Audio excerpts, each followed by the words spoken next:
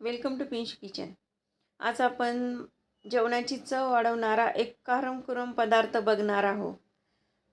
जेवताना तोंडी लावायला हा पदार्थ असला ना की जेवण भरपूर जाते आपल्याला। 2 चपातीऐवजी 3 चपाती खातो, 1 भाकरीऐवजी 2 भाकरी खातो आणि लहान मोठे घरातल्या सर्वांनाच आवडतो।